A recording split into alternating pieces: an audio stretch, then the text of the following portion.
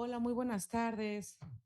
Saludo y agradezco la presencia de nuestras invitadas e invitados especiales, quienes comentarán esta mañana la obra Innovación en Elecciones, Experiencias Internacionales.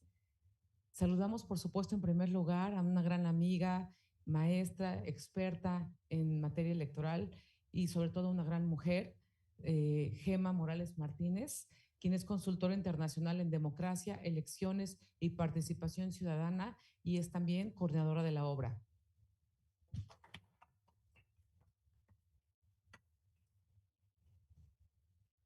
De igual manera, con mucho gusto saludamos a un gran amigo nuestro, quien es el maestro Luigi Villegas Alarcón. Él es consejero electoral del Instituto Estatal Electoral de Participación Ciudadana de Nuevo León y coordinador de la obra. Bienvenido.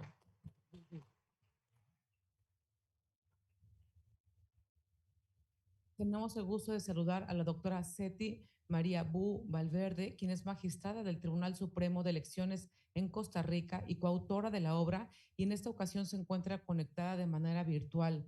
Así que también le brindamos un fuerte aplauso y le damos la cordial bienvenida. Bienvenida, magistrada. Muchas gracias por estar con nosotros esta mañana y por supuesto también a un gran amigo de esta Casa de la Democracia, el doctor Pablo Armando González Ulloa Aguirre, quien es profesor de la Facultad de Ciencias Políticas y Sociales de la Universidad Nacional Autónoma de México. Muchas gracias, Pablo. Saludo con mucho gusto a mi compañero integrante del Pleno de este Tribunal Electoral, al licenciado José Antonio Hernández Huesca. Así como por supuesto con un gran afecto, bienvenido al consejero Roberto López que está entre nosotros. Bienvenido, gracias por estar con nosotros esta mañana. Saludo también, por supuesto, a toda la comunidad estudiantil de la Universidad de Jalapa que se encuentran presentes esta mañana, así como al personal integrante de este tribunal. Muchas gracias, jóvenes, por estar con nosotros. A todos. Gracias a quienes siguen la transmisión a través de las diferentes redes sociales y plataformas digitales.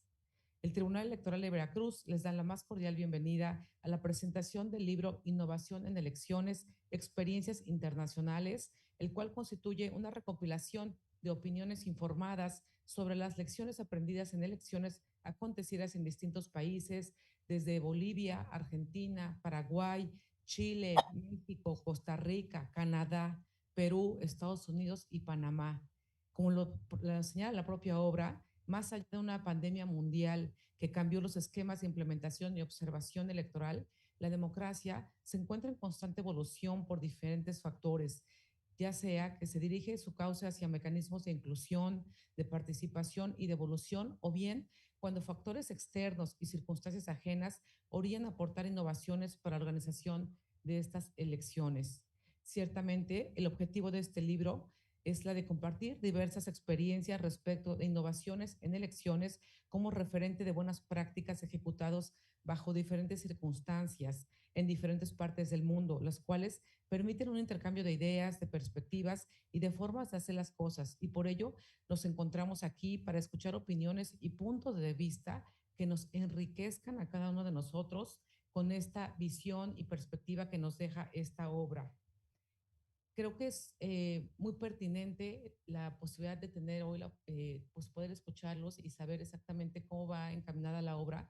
Y me quiero referir mayormente a la juventud que nos escucha, porque cuando ustedes creen que lo han visto todo y que somos un país que además somos un ejemplo mundial también de cómo se organizan elecciones, eh, también es importante que siempre tengan la perspectiva global de lo que se hace en otros países para que ustedes sepan que no es, que no llegaron ya aquí a donde estamos, que siempre hay también otras cuestiones que son novedosas, que para nosotros a veces podrían ser inclusive impensables. Y solamente diré que también tuve la oportunidad de estar en una observación en Perú y con la OMPE, y pues yo me quedé impresionada de ver que aquí llevamos resguardadas las boletas de 1988, si no, corríjanme, y está resguardando el ejército, y bueno, cuesta muchísimo dinero de todo el país las boletas. Y cuando fuimos a Perú nos dimos cuenta que las personas van, ejercen su voto y una vez que ya terminan de votar, entonces los que están integrando la casilla, pues cuentan los votos y una vez hecho lo cual llenan las actas y rompen las boletas electorales. Y yo estaba en shock, o sea, de verdad, porque dije, no puede ser, estamos en Perú, o sea, no estamos en Finlandia o en Suecia, que nosotros tenemos como de alguna manera una referencia importante, y ellos así de prácticos rompen, destruyen ese material electoral y se acabó, y lo que cuentan son las actas. Entonces, ese tipo de experiencia sin duda para mí es no solamente pertinente, enriquecedor, sino también creo que es muy necesario por lo que hoy estamos atravesando, no solo después de la pandemia, sino porque además también tenemos el reto siempre de mejorar la calidad en las elecciones y de ello vamos a hablar esta mañana. Por ello, de verdad, los felicito por esta obra y mi reconocimiento para ustedes. Así que sin mayor preámbulo, voy a ceder el uso de la voz a nuestro primer comentarista, quien será el maestro Luigi Villegas, no sin antes dar cuenta de algunos de sus líneas de su hoja de vida. Él tiene una maestría en estudios latinoamericanos por la Universidad de Salamanca y otra maestría en Derecho Electoral por el Tribunal Electoral del Poder Judicial de la Federación. Es licenciado en Derecho por la UNAM y licenciado en Ciencias Políticas y Administración Pública por la misma Casa de Estudios. Fue miembro del Servicio Profesional Electoral en el Instituto Nacional Electoral durante casi una década y en el ámbito docente imparte clases a nivel posgrado en la Universidad Autónoma de Nuevo León y en la Universidad Autónoma de San Luis Potosí.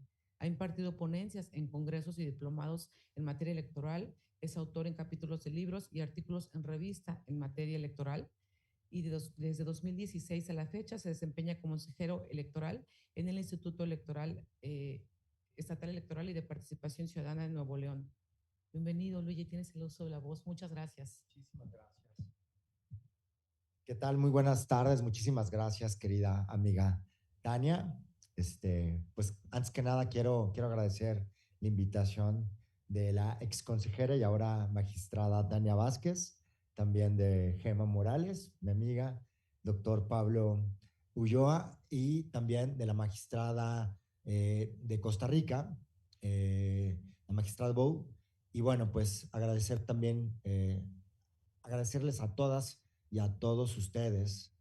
Veo también caras jóvenes, veo caras de estudiantes, lo cual también me alegra muchísimo, porque bueno, siempre es bueno que exista gente de las universidades escuchando estas pláticas y también es un honor para mí estar aquí en Veracruz, la tierra de mi madre.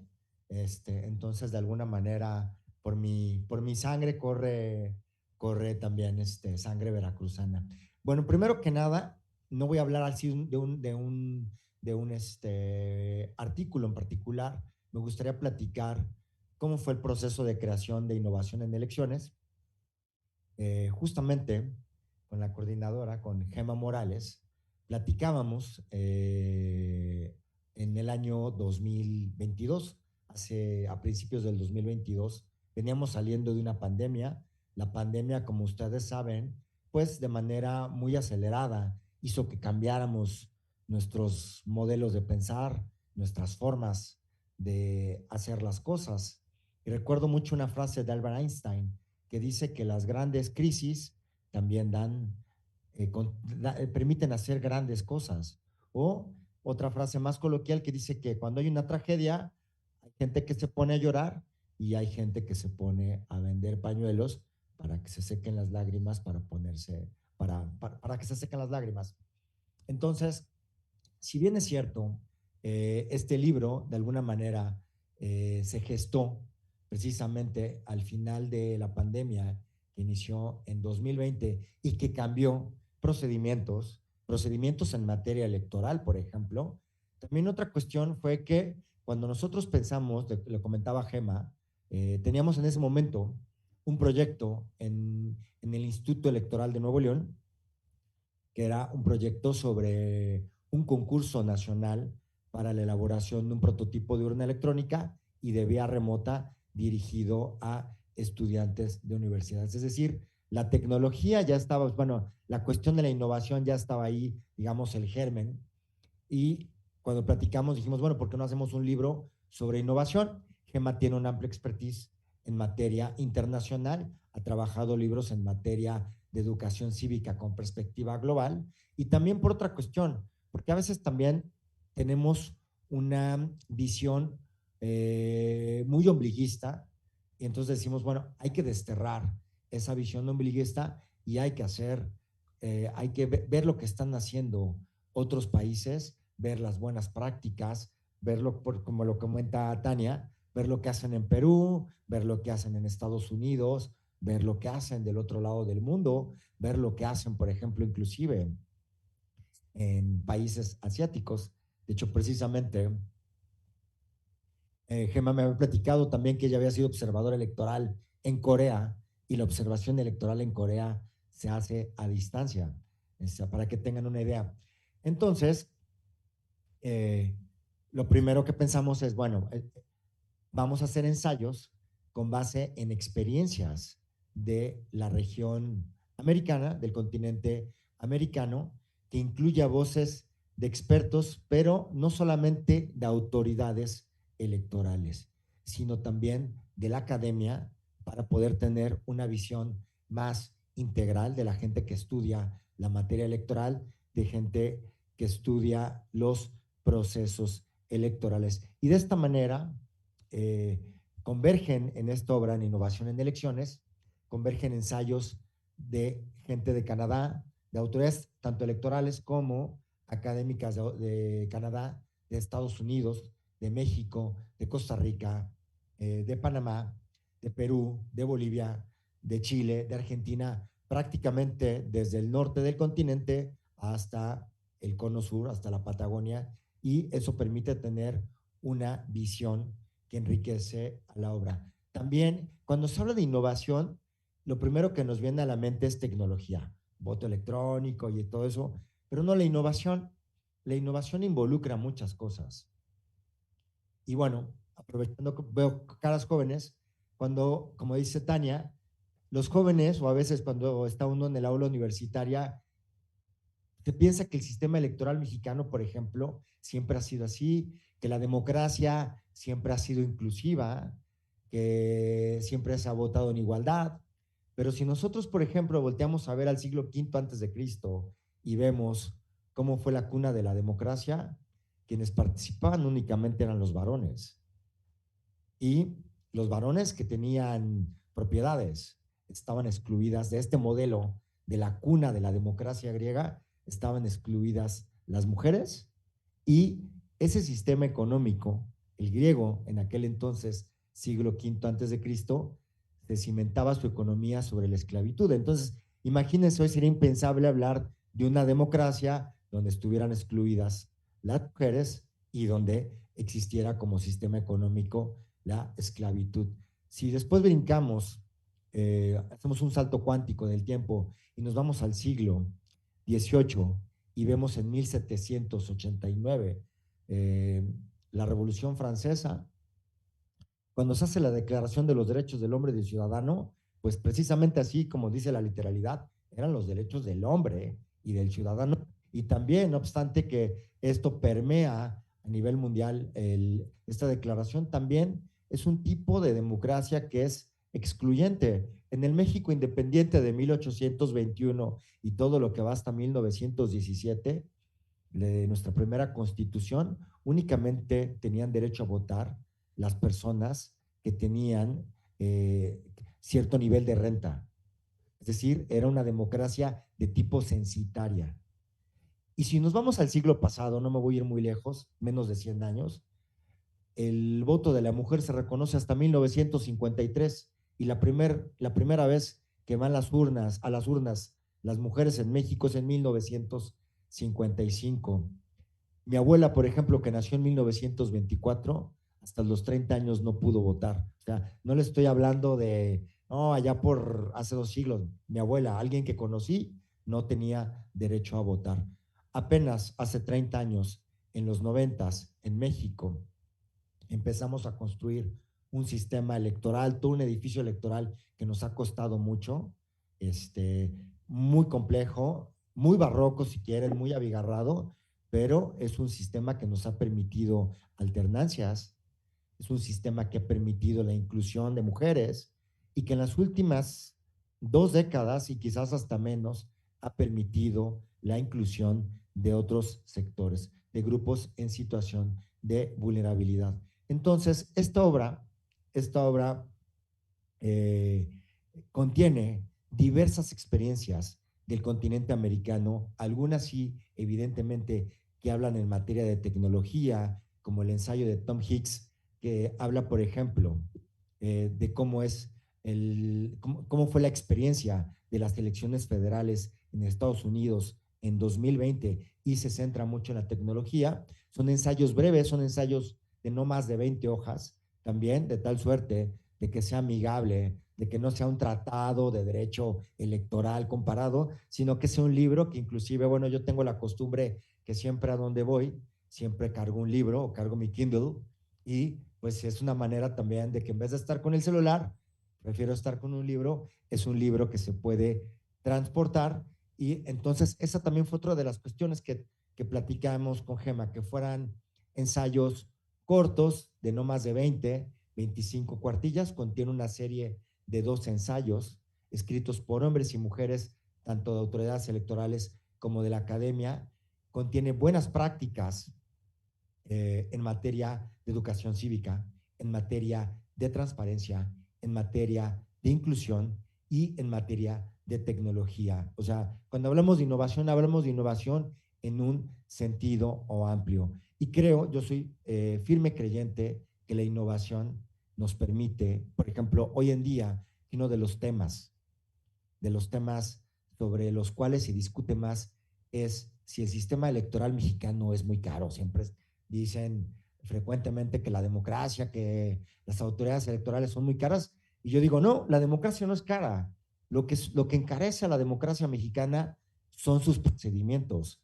¿Y por qué? Porque los procedimientos mexicanos se cimentaron sobre la base de la desconfianza. Nosotros sería impensable que hiciéramos lo que comenta Tania en Perú, de romper las boletas. Si mal no recuerdo, lo hace Colombia o Panamá, de quemarlas también. Al final lo hacen y nadie chista y nadie se rasga las vestiduras. ¿Por qué? Porque precisamente hay sistemas que se cimentan sobre la base de la desconfianza. Mientras un sistema electoral haya más desconfianza, pues se tienen que poner más candados. Y un ejemplo, cuando han ido a votar, seguramente pues ven las boletas electorales en México, literalmente votamos sobre papel moneda, contienen diversas medidas de seguridad. Lo mismo la lista nominal de electores. Tenemos que imprimir la totalidad del padrón electoral, vayan o no vayan a votar. Es decir, tenemos un padrón electoral de 94 millones de habitantes y cada 3 años tenemos que imprimir 94 millones de boletas. Por ejemplo, en 2024 van a ser 94 millones de boletas por 3 elecciones, casi 300 millones de boletas, sin mencionar las boletas electorales de las elecciones estatales. Y justamente la visión que tiene esta obra es de ver las buenas prácticas, de ver lo que se ha hecho bien en otras latitudes y hacer lo que en ciencia política se llama análisis comparado. Y no significa extraer por extraer. Hay que ver lo que se hace bien en otras partes y con base en el contexto de México, tropicalizarlo y adaptarlo a nuestras necesidades. Pero también a veces hay que ver lo que se hace mal. Tampoco la tecnología es la panacea. Justamente en el 2020 tuve la oportunidad de ir a ver las elecciones en República Dominicana, donde se hacen con voto electrónico y su sistema electrónico falló. Se anularon las elecciones en República Dominicana. No me imagino ese escenario en México, la crisis que pudiera ocasionar, pero también esto significa que también hay que ver las buenas prácticas, hay que mejorarlas, cosas que se hacen bien, hay que tropicalizarlas a nuestro contexto mexicano y ver también lo que se hace mal para, como dice este dicho, cuando veas las barbas de tu vecino cortar, pon las tuyas a remojar, de tal suerte de no cometer dichos errores. Entonces, lo que busca este libro es precisamente tener una visión comparada de buenas prácticas en varios temas. Mencioné que son tecnología, transparencia, educación cívica e inclusión. Y bueno, pues no me resta más que primero agradecerles su tiempo y decirles que este libro se encuentra de manera gratuita disponible en la página web del Instituto Electoral y de Participación Ciudadana de Nuevo León, donde lo pueden descargar. Y bueno, y al final del libro también, al final de esta charla también hay algunos ejemplares para ustedes. Sería todo de mi parte. Gracias.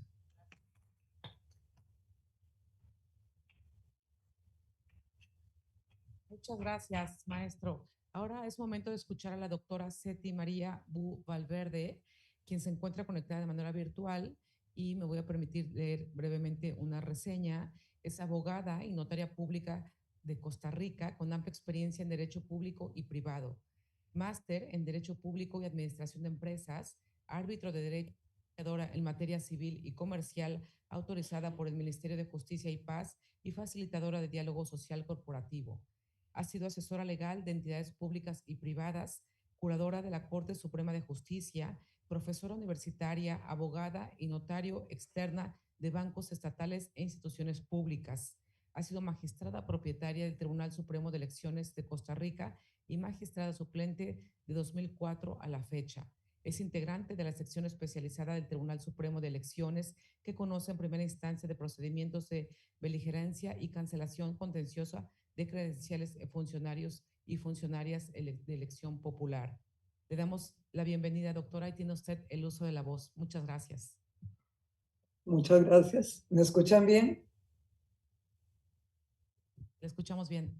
Perfecto. Bueno, primero, un gusto poder estar visitando Veracruz, aunque sea de manera virtual. Un agradecimiento y un saludo para los coordinadores de la publicación, maestros Luigi Villegas y Gema Morales, y al Tribunal Electoral del Estado de Veracruz, por intermedio de su magistrada presidenta, Tania Vázquez. Y un saludo para todos los presentes, participantes y quienes siguen esta actividad. Cuando me invitaron a participar en esta obra colectiva, me llamó muchísimo la atención y me motivó el hecho de que estuviéramos hablando de innovación en materia electoral, pensando en innovación en diferentes campos. Y luego al ver ya la temática que se estaba proponiendo, por supuesto escogí el tema de inclusión, ya que es uno de los que me han motivado siempre. Y creo que es donde en realidad hemos hecho una mayor innovación, porque tiene que ver directamente con las personas que son la razón de ser en realidad de cualquier estado y de cualquier organismo electoral también. Titulé mi ensayo como un breve repaso del proceso de inclusión en el ámbito electoral costarricense. Y ahí parto de una premisa contundente. Si la inclusión es un requisito para el logro de la equidad. Siempre cuando hablamos de equidad tenemos que ir más allá de lo que es igualdad y lo que es justicia.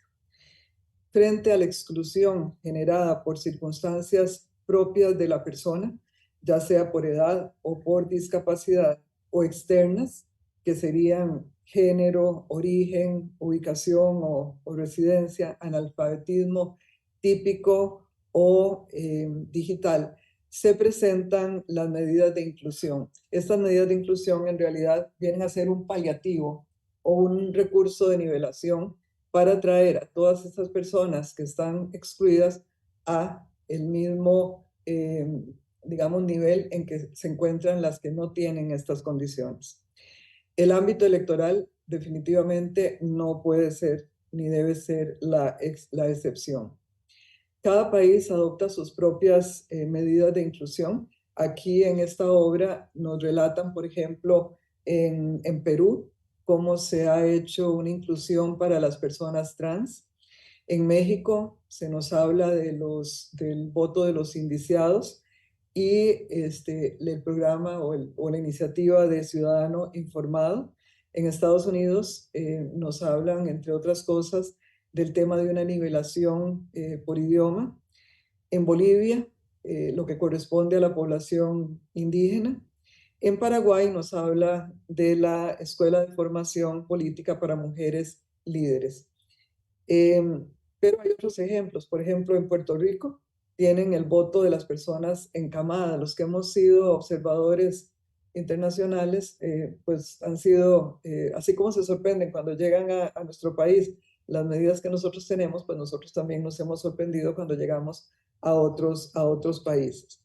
Costa Rica ha avanzado en la implementación de acciones, ya sea por reformas normativas, resoluciones, protocolos, para lograr esta equidad, esta inclusión y a través de ella la equidad. El primer gran punto que nosotros debemos tocar y que yo abordo en el ensayo es el de la participación de la mujer. Oyendo a don Luigi en relación con el voto de su abuela, pues le puedo decir que en el caso mío fue de mis padres, porque en Costa Rica se introduce la participación activa y pasiva de la mujer hasta la Constitución Política de 1949. Antes de eso, las mujeres tenían una vida activa en la sociedad, pero no podían votar. En 1950 se vota por primera vez, votan por primera vez las mujeres en un plebiscito, que es un proceso electoral local para determinar si un poblado se incorporaba a un cantón o se mantenía en el otro. Y en 1952 son electas las primeras diputadas, 3 mujeres diputadas. Mediante una reforma al Código Electoral de 1996, se introduce la cuota del 40% para la mujer en delegaciones, en órganos de los partidos políticos y en las listas de participación para las elecciones. Aquí lo que sucedía es que, por supuesto, echa la ley, echa la trampa, como dicen algunos, y entonces sí, muy bien, cumplieron colocando a las mujeres en la base de las listas. El tribunal interviene y en el 1997 emite 2 resoluciones fundamentales indicando que no se van a inscribir candidaturas si no se incluye el 40% de mujeres. En 1999 se hace una interpretación adicional y se dice que estamos hablando de un mandato de posición que tienen que darse en puestos elegibles. Pero hay que ir más allá y mediante una nueva resolución se dice cómo se determinan los puestos elegibles con base a un criterio histórico. Y entonces, los partidos que están participando, ¿cuál ha sido la cantidad de candidatos que ha logrado elegir en las elecciones pasadas?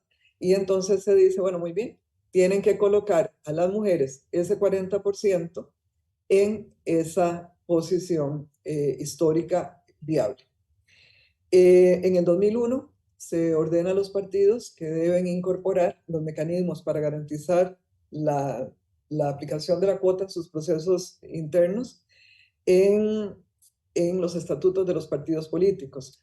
Y en 2005 se emite otra resolución muy importante. Se dice que la cuota es una acción afirmativa, pero que no es un límite. De manera que si en un determinado, en este caso era un partido que estaba tratando de inscribirse y tenía mujeres en su directorio político, entonces el partido fue objetado por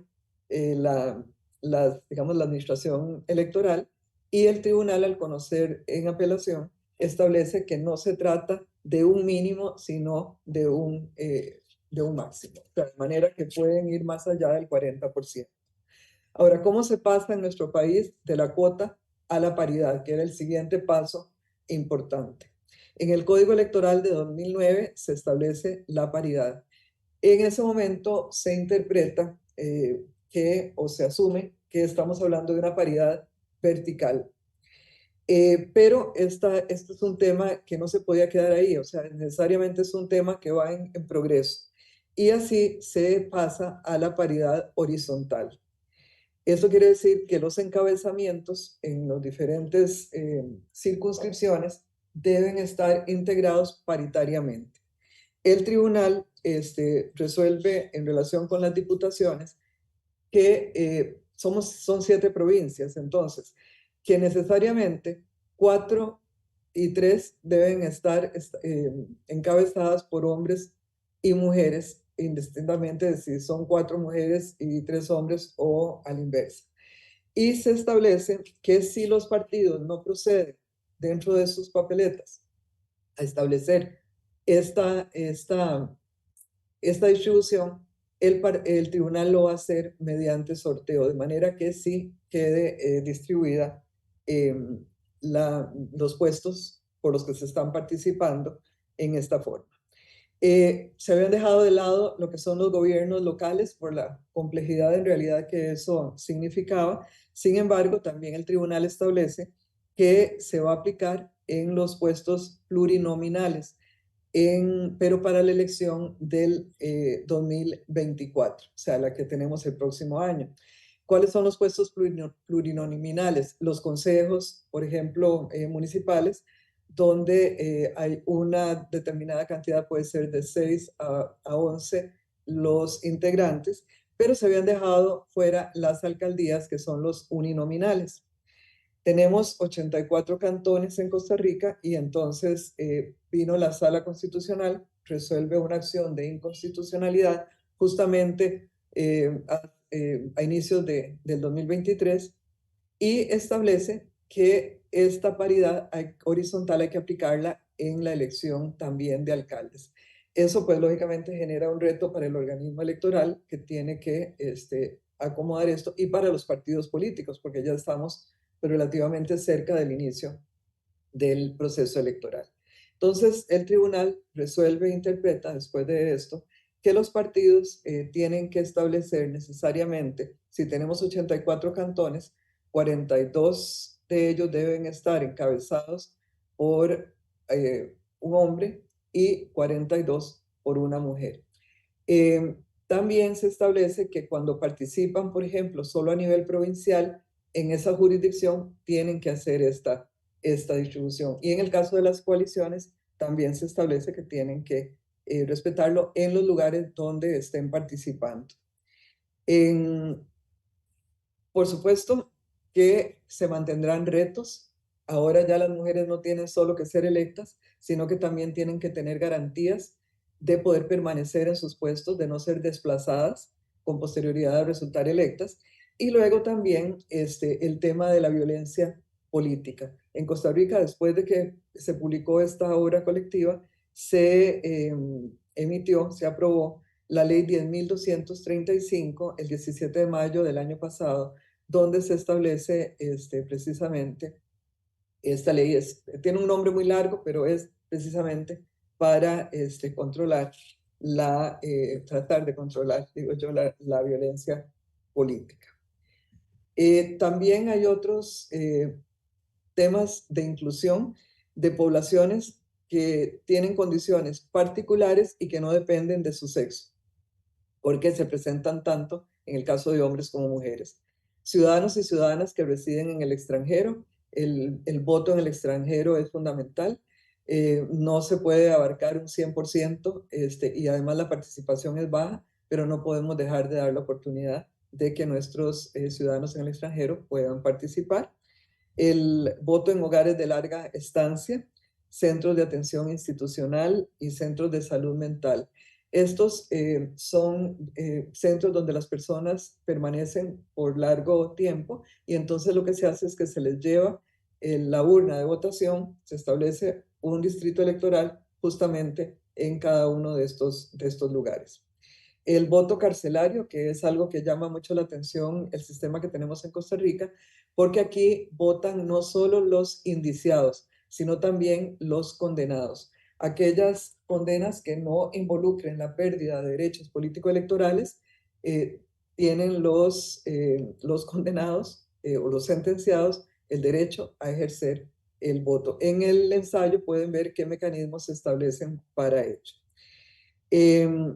Y luego la equiparación de condiciones para el ejercicio del sufragio. Este es un programa que tiene el tribunal y es el que incluye toda una serie de aditamentos para que las personas que tienen ciertas dificultades para poder emitir el voto lo puedan hacer hasta donde sea posible en forma autónoma. Aquí hablamos de lupas, hablamos de plantillas braille, de prensas para sostener las papeletas, de crayones ergonómicos, también, por ejemplo, las mamparas, que sean mamparas que puedan ser utilizadas para, las mamparas son los lugares donde está el recinto secreto para que las personas puedan emitir su voto. Entonces hemos tenido Perdón que le unas interrumpa, solamente le queda un minuto de tiempo. que se Perdone. puedan incorporar a las sillas de ruedas y también los pueblos originarios. Ya concluyo. Otras medidas inclusivas que pueden interesar aquí a los jóvenes: prórroga en la vigencia de las cédulas de identidad. Tenemos un año para, con lo que es la prórroga normal, únicamente para efectos de voto, pero en el momento de la pandemia se hicieron prórrogas adicionales, ampliación de horarios de atención en todas las sedes para que las personas puedan solicitar y retirar su cédula de identidad aún el mismo día de la elección, solicitud de cédulas de identidad antes de alcanzar la mayoría de edad, para que los muchachos y muchachas que vayan a cumplir su mayoría el día de la elección, o hasta el día de la elección incluso, puedan solicitar la cédula antes del cierre del padrón y se les entrega justamente el día de la elección para que puedan ir a votar y no queden excluidos. Y bueno, apoyo a la iniciativa ciudadana de elecciones infantiles, que no la realiza el tribunal, pero sí las apoya, y el programa de votante informado. Pueden ampliar sobre estos temas en el ensayo y espero que les sea de provecho nuestra experiencia. Muchas gracias. Muchas gracias, magistrada.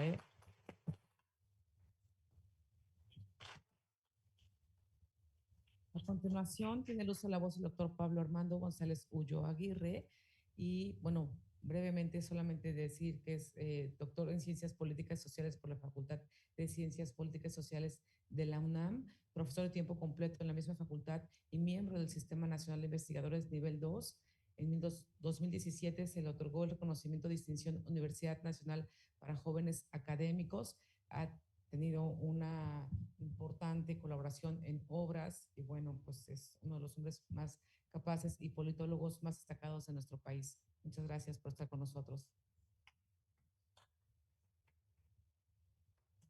Bueno, antes que nada, muchas gracias por la invitación, muchas gracias a la magistrada Tania, muchas gracias a Gema, a Luigi, a la magistrada de Costa Rica. Es un placer, Seti, perdón, es un placer estar con todas y todos ustedes platicando de esta obra muy interesante.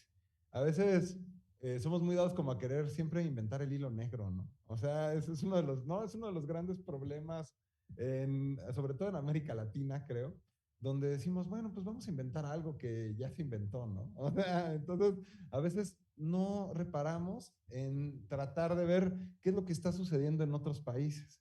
Porque también es difícil, ¿no? O sea, yo creo que para ustedes fue muy difícil conjuntar 15 personas especialistas de distintos países y decirles, bueno, mándenos un ensayo para ver qué es lo que está sucediendo en cuanto a innovación electoral, y de pronto pues les mandaban las directrices y pues tal vez tenían que ajustar. Entonces, bueno, todo este proceso de la coordinación de una obra y poner de acuerdo a 15 personas, bueno, son más, son creo que 18 ensayos en total, pero 15 países distintos, pues es todo un reto, ¿no? Entonces, llegar a conjuntar esto, empezarlo a comparar y empezar a decir, bueno, ¿qué es lo que está pasando en otros países?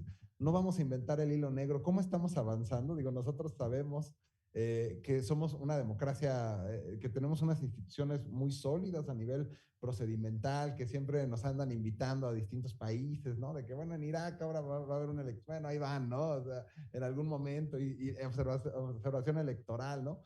Pero ha sido un proceso de 30 años de construcción de nuestra democracia, y eso no quiere decir que no haya innovación en otros espacios de América Latina que tengamos que tomar en cuenta, o de otros países, ¿no? O sea, nosotros vemos cómo América Latina, y de hecho se cita en un ensayo de libro, tiene 250, más de 250 reformas en los últimos años a nivel electoral.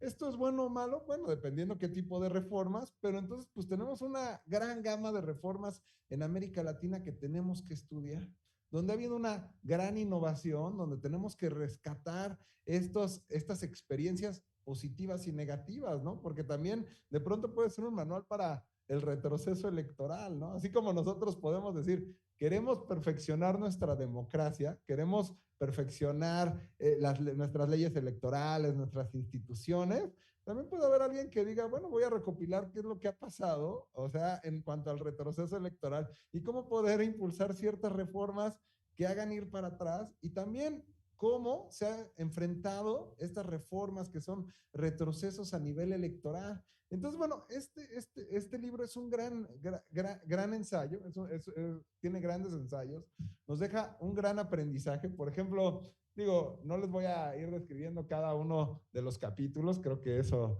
les corresponderá a cada uno, pero les voy a decir por qué leer este libro. O sea, independientemente, seguro, aquí hay a compañeros de la UX que supongo que estudian Derecho. ¿Qué estudian?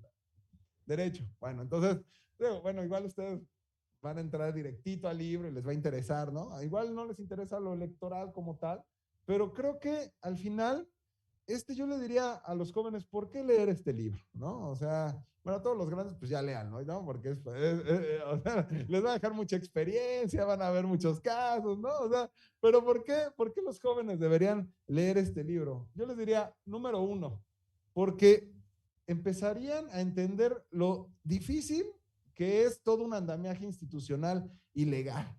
O sea, cuando yo me ponía, por ejemplo, a leer el caso de Estados Unidos, yo decía, bueno, a pesar de que cada uno de los estados tiene cierta autonomía en cuanto al manejo de sus elecciones, o sea, me daba cuenta de lo complicado que es el andamiaje electoral en Estados Unidos y poner más o menos de acuerdo a los distintos estados. Eso se vuelve muy caro, ¿no? O sea, desafortunadamente, la democracia implica que se vuelve muy caro los procesos y como bien lo decía Luigi, ¿no? Pues nuestro sistema electoral está basado en la desconfianza. Incluso si yo les digo, oigan, ustedes, amigos que están aquí acompañando, ¿qué opinan sobre la democracia en México? Muchos van a decir, no, es muy cara, no hay democracia, tenemos que cambiar la democracia por algo que, pues, quién sabe qué, ¿no? Entonces, yo les diría, empiecen a leer este tipo de libros para que se den cuenta lo complejo que es un andamiaje electoral como el mexicano y lo que puede pasar en el momento en el que hay un caso boliviano, ¿no? Dice del causa, ¿cómo se llama? El capítulo del causa, no sé qué, ¿no? A la innovación o algo así. Entonces, ahí se pueden dar cuenta de lo que pasa cuando una democracia es cooptada solamente por un grupo y ya nuestras instituciones dejan de funcionar. O sea, y ya deja de haber estos contrapesos. Digo, igual, si yo fuera un líder autoritario, diría, no, pues voy a cooptar todas las elecciones y el tribunal y voy a los consejeros y el Congreso y voy a ir tratando de ir deshaciendo un poco las instituciones, porque al final los gobiernos populistas no es que quieran acabar de golpe con la democracia, simplemente pues hay ciertas maneras, es como el manual, ¿no? De cómo, de ir, cómo, Ajá. Ajá, sí, más o menos, ¿no? Cómo ir deshaciendo la democracia de manera blanda, ¿no? O sea, porque no es que des un golpe de Estado como tal, pero hay nuevas maneras, y hay libros al respecto, ¿no? Entonces, bueno, ¿cómo ir deshaciendo la democracia? Pues bueno, pues hay varias maneras, el caso boliviano, ¿no? Entonces, yo me quedé pensando, o sea, era como el manual del dictatorship, ¿no? Ajá, sí, How to Become a Dictatorship, ¿no?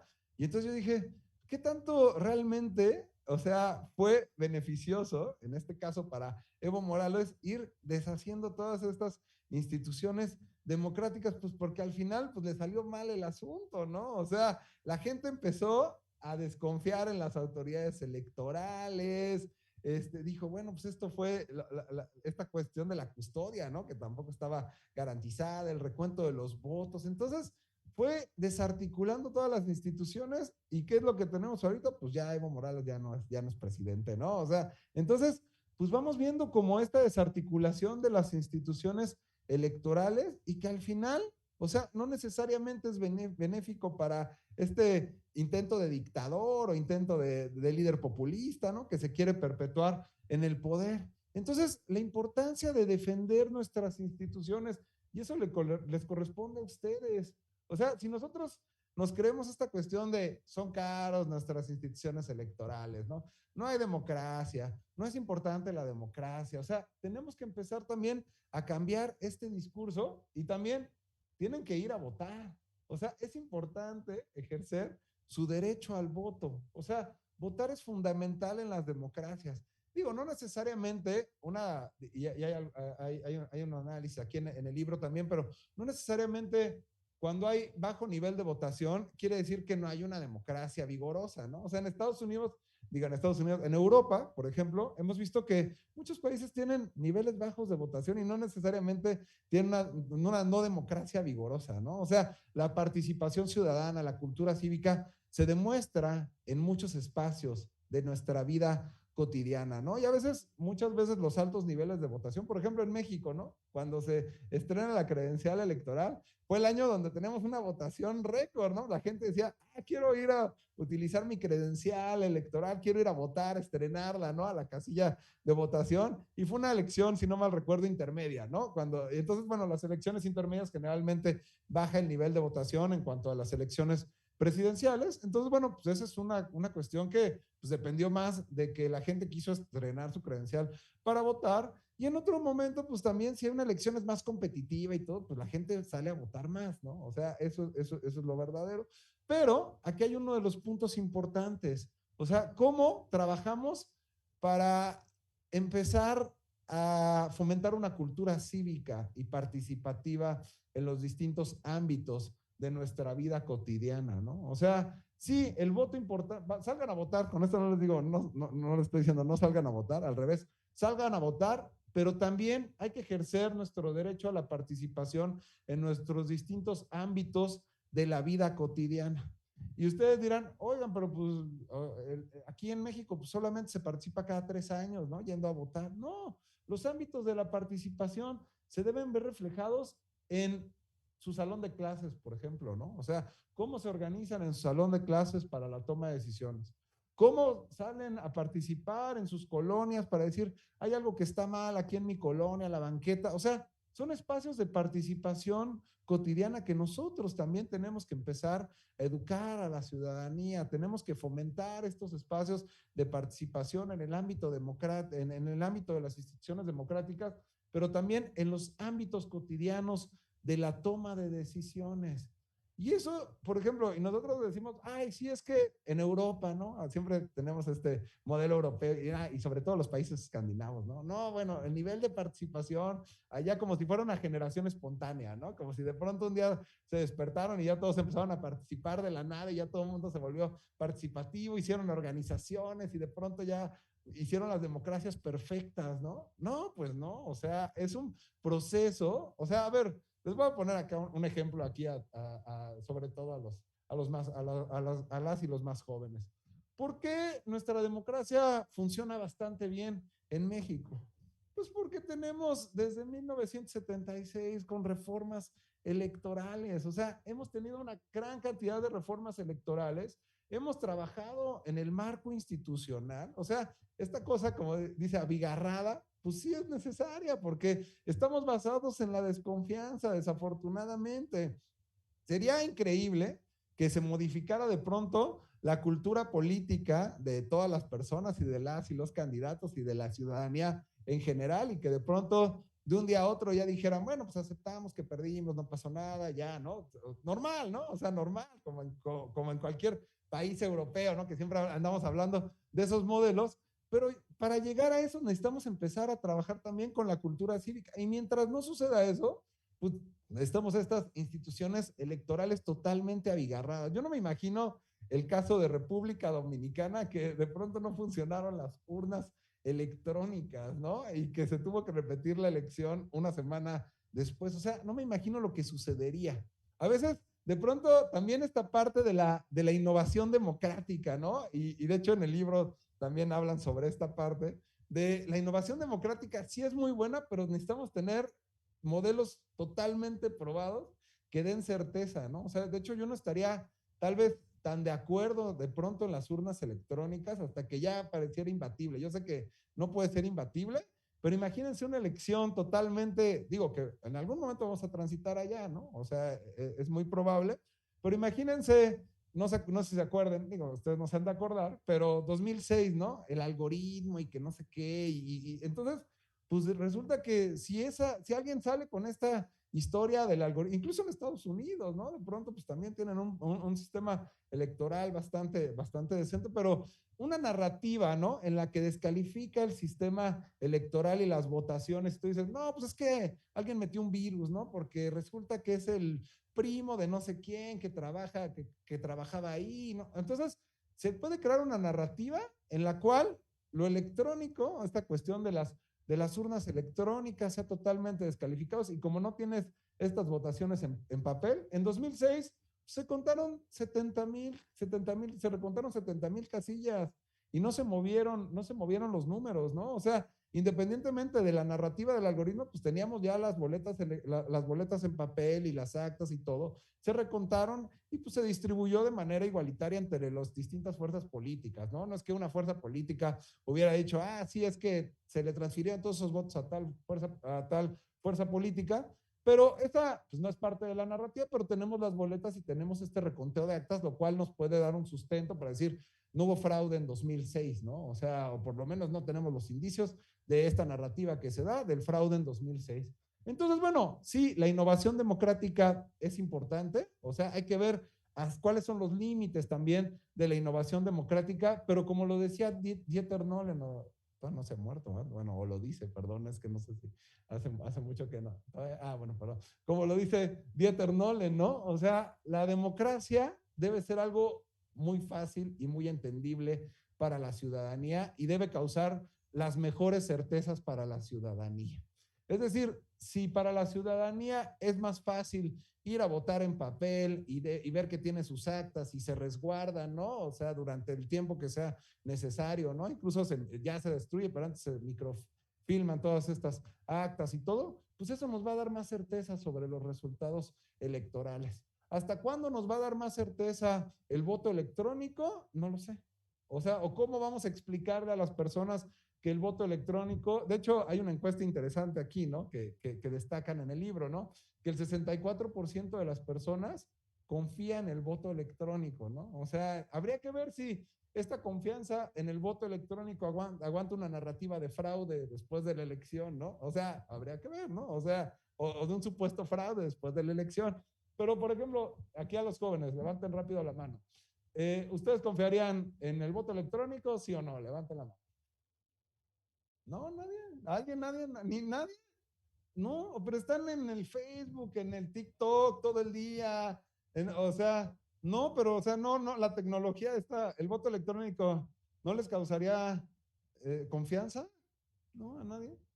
Pues bueno, yo creo que, a ver, del otro lado, a los no tan jóvenes, ¿a quién le causaría confianza el voto electrónico? Ajá. Sí, pues uno que otro también, ¿no? Por ahí, digo, seguramente conocen más a fondo cómo funciona el voto electrónico, tienen más información, pero bueno, pues al final, pues los que tengamos más información, seguramente sí vamos a tener más confianza en el voto electrónico, pero pues mira, la mayoría tal vez, digo, no estoy diciendo que sean desinformados acá los compañeros que están aquí, simplemente, pues no ha llegado a todos la información. Yo también levantaría la mano de que no confiaría, por ejemplo, ¿no? O sea, porque no tengo la suficiente información todavía. Entonces, hay que ser muy claros en esta parte, ¿no? O sea, si aquí digo, es una pequeñísima muestra, pero pues si de entrada nadie nos levantó la mano, entonces cambiar al voto electrónico, pues tal vez no da certeza en las elecciones, ¿no? No necesariamente da la total certeza. Y bueno, y como esto, o sea, tenemos una gran cantidad de análisis sobre distintos temas, ¿no? O sea, tenemos sobre las acciones afirmativas, ¿no? Que ahora, pues también los partidos están muy reticentes a esta cuestión de acciones afirmativas, ¿no? Que les digan, bueno, acciones afirmativas, ¿no? O sea, tienen que implementarlas, ¿no? Y de pronto ya vienen los OPLES y viene el INE, ¿no? Y les quiere decir, bueno, tienen que respetar estas acciones afirmativas y los partidos pues no quieren, ¿no? O sea, siempre va a ser esta y van a decir, no, es que el árbitro nos está queriendo imponer, no sé qué, bueno, pues cómo llegamos a la paridad, ¿no? ¿Cómo llegamos a la representación, ¿no? Entonces, esa parte, o sea, también hay que explicarla, también hay que ser muy claros por qué estamos bajo estas dinámicas y cómo llegamos a estos espacios de representación mucho más paritarios, ¿no? O sea, cómo llegamos a representar a ciertos grupos que anteriormente no hubieran tenido un espacio de representación, sino es a partir de estas consultas, de estas acciones afirmativas, ¿no? De estas discusiones que se dan en el tribunal, que se dan en los institutos locales, ¿no? Entonces, eso es importante, que ustedes se metan a este libro y digan, a ver, bro, ¿cuál es la lógica de nuestras democracias? ¿Por qué son tan caras? ¿Cómo funcionan en esto, en otro lado, no? O sea, incluso van a ir viendo, ¿no? O sea, en el libro, ¿cómo dicen? Bueno, el caso de México, ¿no? O sea, estos protocolos para la comunidad trans, pues ya se implementaba. México fue uno de los primeros países, o el primer país en América Latina en implementarlo, ¿no?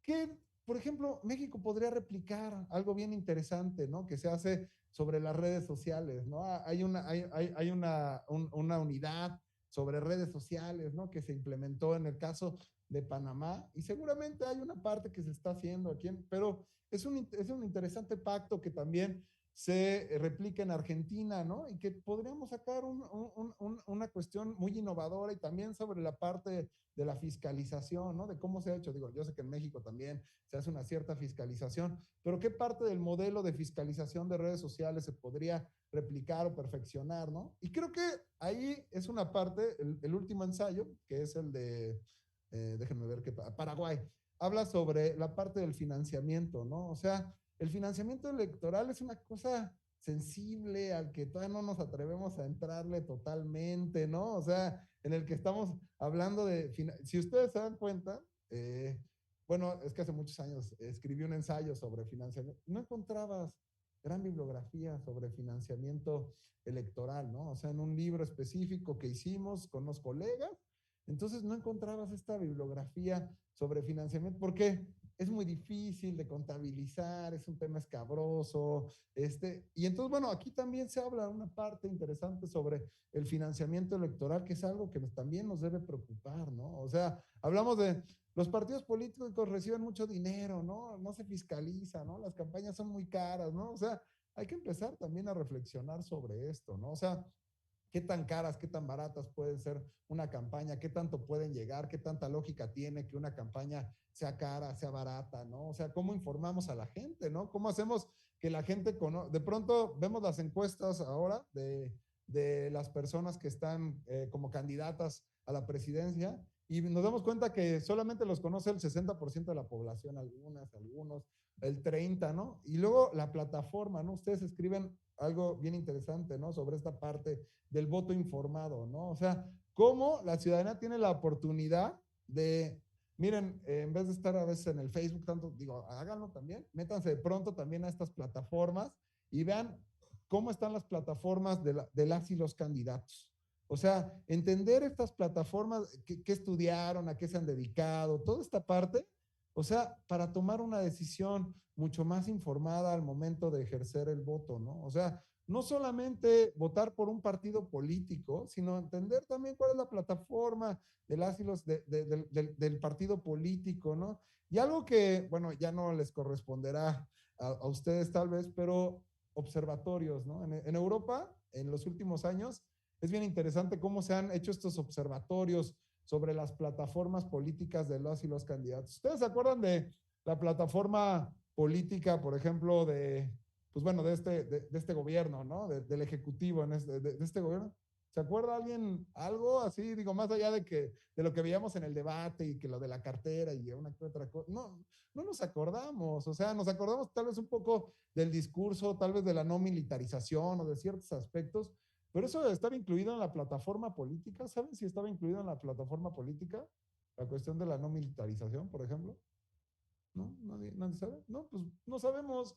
Entonces, tendríamos también la ciudadanía conocer las plataformas políticas, es decir, con qué plataforma política ganó y si está cumpliendo esta plataforma política con la que llegó al poder y qué tanto de esto que prometió, o sea, está siendo congruente con su manera de gobernar. Pero eso implica ya un ejercicio de ciudadanía, de empezar, de entrada, bueno, que se faciliten estas herramientas, ¿no? Donde, digo, no sé si sigue el sitio web todavía sigue, porque de pronto también es algo así, ¿no? De hecho, hablan aquí sobre leyes de resguardo de información y no sé, yo decía, en México habrá eso, no estoy muy seguro, pero entonces a veces te metes a las páginas y de pronto ya no aparece, ¿dónde está la plataforma política de tal?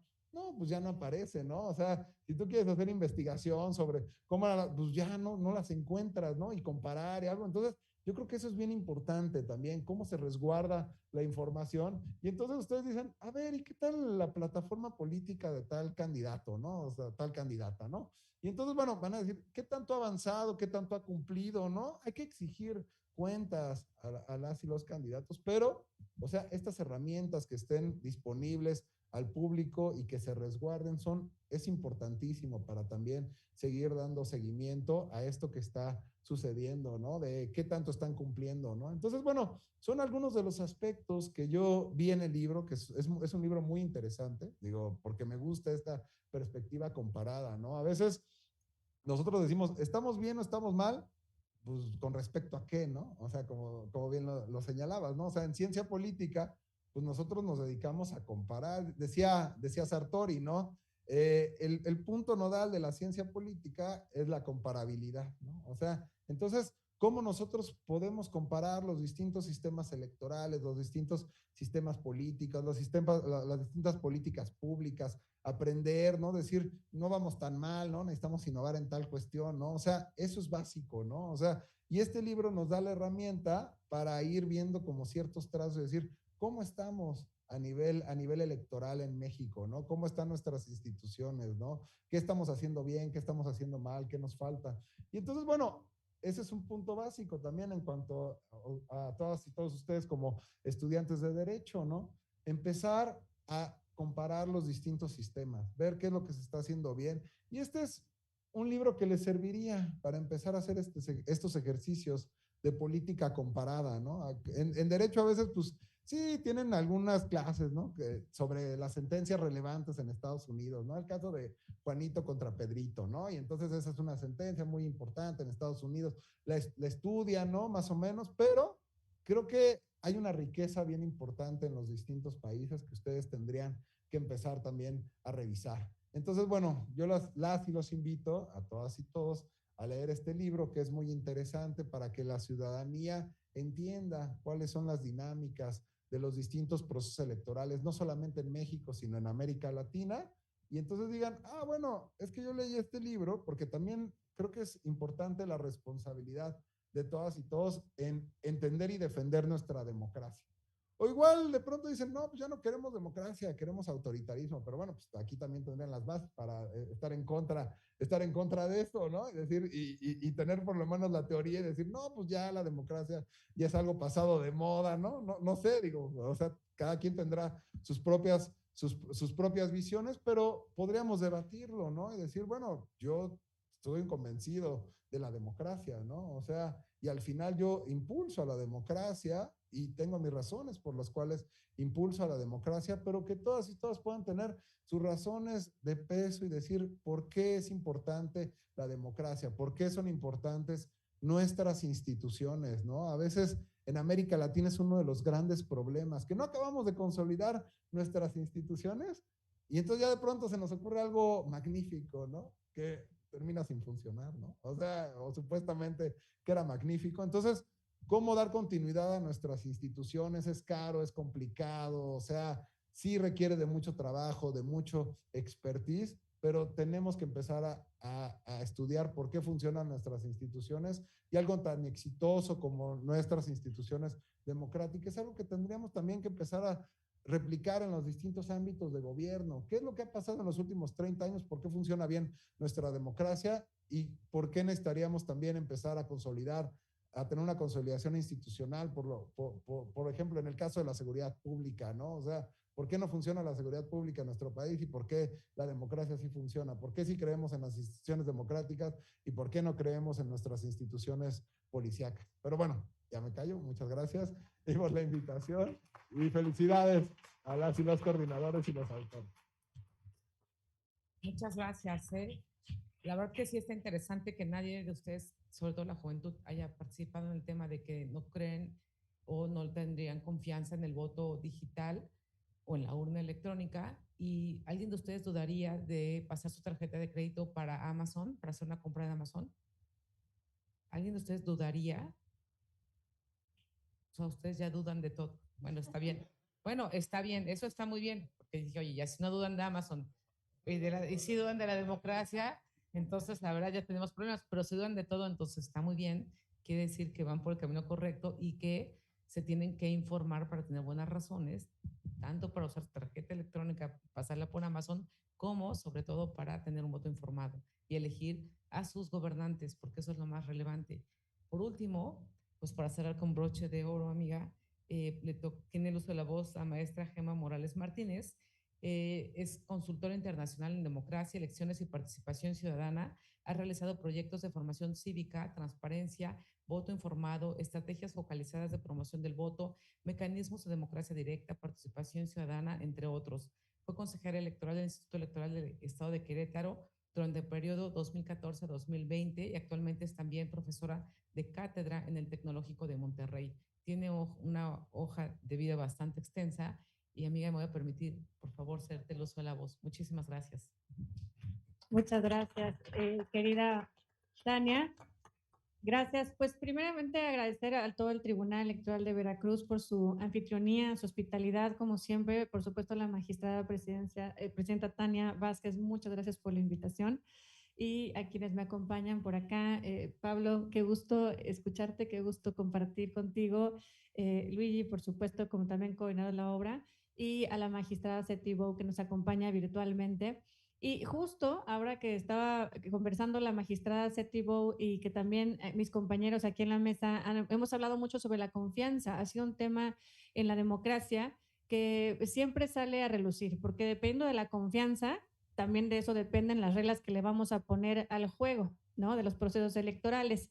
Y el año pasado, precisamente, que fueron las elecciones presidenciales de Costa Rica y tuve la oportunidad de estar por allá aprendiendo sobre cómo hacen el proceso electoral allá, tienen un sistema que está mucho más basado en la confianza que el que podemos tener en México. Y eso se nota desde la normatividad, en donde a mí me llamaba mucho la atención cuando estaba viendo la ley de Costa Rica y decía en un apartado que cuando tienes el paquete electoral y si no está la persona A o B, pues entonces puedas dejarlo con alguna persona de tu confianza.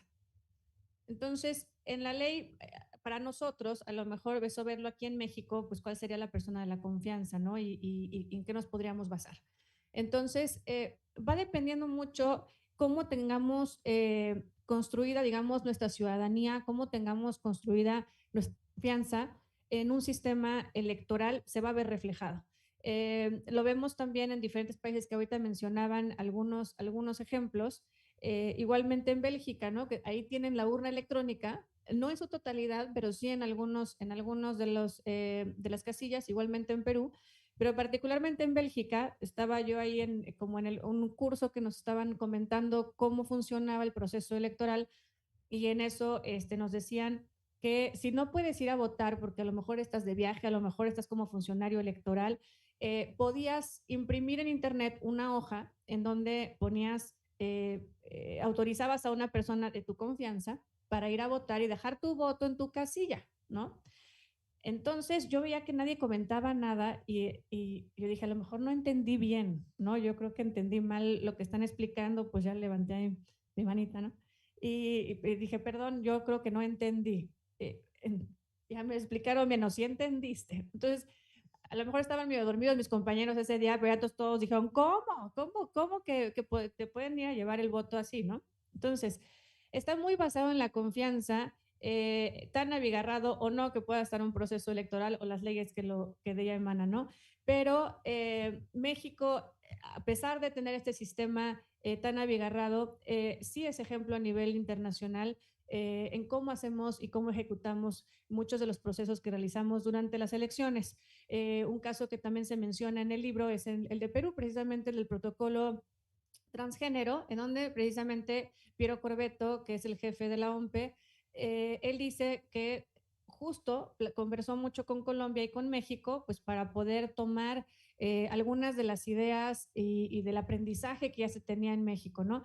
Entonces, de eso va este libro precisamente, de que podamos compartir experiencias y como decía Pablo hace un momento, pues no se trata de encontrar el hilo negro, ¿no? La verdad es que sí, por supuesto todavía y seguramente habrá muchas cosas que se puedan inventar, pero ¿por qué no empezar también por conocer qué se está haciendo bien en otras partes del mundo y cuáles sí podemos aplicar en nuestro caso? Porque tampoco todo va a aplicar para todos lados, ¿no? Eso es una realidad.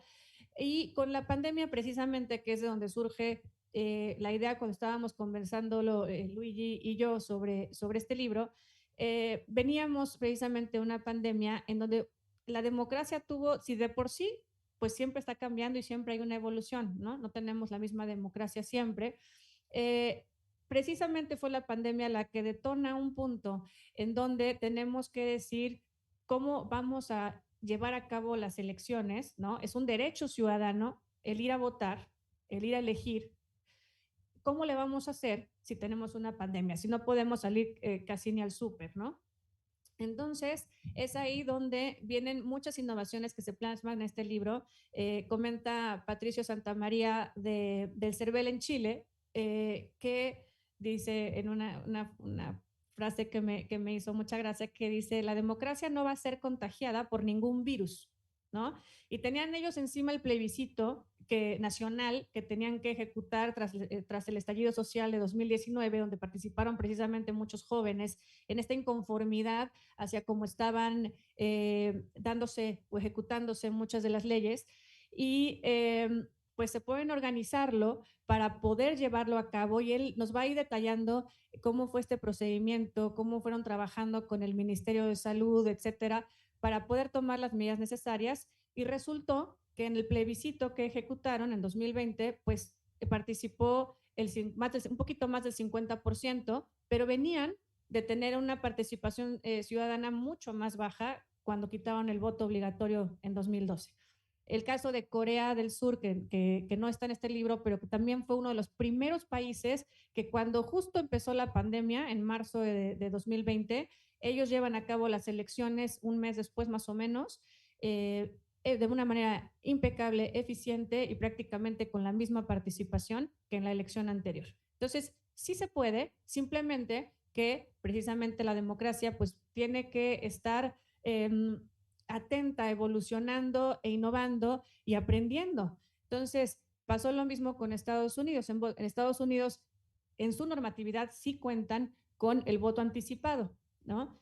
Entonces, ¿qué pasó? Pues muchos dijeron, no, yo no voy a ir a votar, mejor yo lo mando por correo postal, o voy, en vez de irme a formar, ¿no? El mero día de las elecciones para evitar que haya tanta gente y la aglomeración, pues se dan como unos 5 días previos en que puedes ir paulatinamente, digamos, las personas a votar. Entonces, ¿qué hicieron? Pues ir sacando de lo que, de la ley, de lo que corresponde en cada país, por supuesto, que ya está plasmado, pues tomarlo, ¿no? Aprovecharlo y poder implementarlo.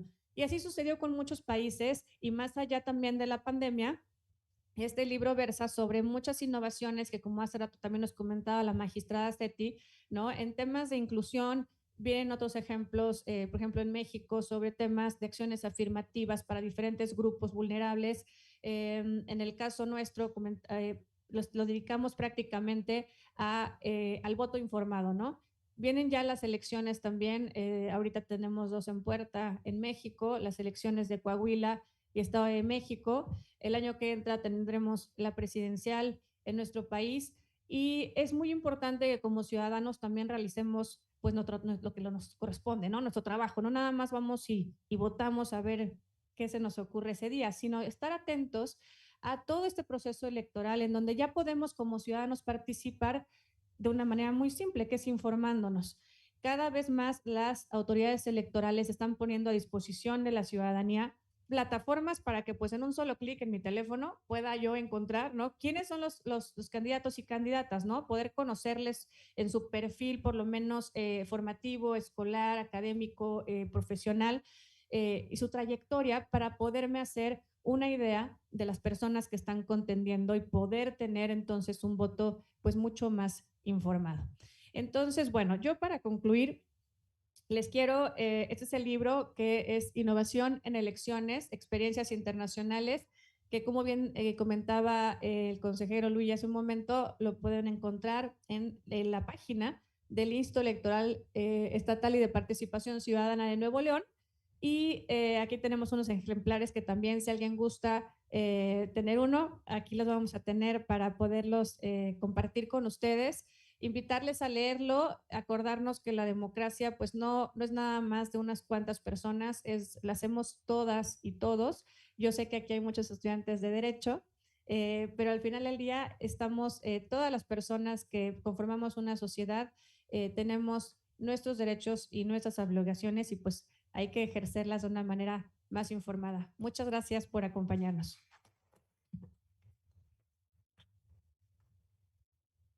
Muchas gracias. No me resta más que agradecer, por supuesto, a quienes han tenido la oportunidad esta mañana de acompañarnos y mayormente a la juventud que nos acompaña. Vamos a rifar estos libros aquí para este lado, para la juventud, por lealtad a que nos están acompañando y nos vamos a comprometer, me comprometo a ir a platicar a su salón de clases sobre el tema de democracia y empoderamiento de las mujeres, porque fíjense ustedes qué interesante. Casualmente las mujeres están sentadas hasta adelante. Es porque saben que están empoderadas y que el poder lo tenemos nosotras o no lo saben. Y los hombres, pues qué bueno que se ubicaron hasta allá, pues está bien, ya han ejercido el poder, pero ahora nos toca a nosotras, o sea, les toca a ustedes, jóvenes, ¿eh? Y entonces yo aquí veo a gobernadoras, a diputadas, a senadoras, veo a todas estas líderes de juventud y la verdad les agradezco que se sienten hasta adelante porque eso habla de su interés, pero sobre todo de su carácter y de su gran valor. Así que me comprometo a ir a dar una charla con ustedes al salón para que podamos explicarles más de estos temas. Pero bueno, este lado es para los jóvenes y estos son para los adultos mayores, ¿no es cierto? Para el personal del tribunal. Y la verdad, con un gran aplauso, deseo que agradezcamos tanto a nuestros invitados, por supuesto, de honor que tenemos esta mañana por esta gran obra que nos deja mucha riqueza, pero sobre todo mucho que reflexionar, porque no debemos dar por sentado ninguno de los derechos que hoy poseemos. No nacimos con ellos y podemos perderlos. Así que sin duda debemos seguir trabajando nosotros como institución, que a esto nos debemos con mayormente, pero el resto de quienes nos acompañan en este salón de plenos esta mañana, también entender que la democracia se construye todos los días y la construimos mujeres y hombres por igual. Así que muchas gracias por esta maravillosa obra, por haber llevado a cabo esta inigualable selección de artículos y ojalá que haya muchos más. Muchas gracias.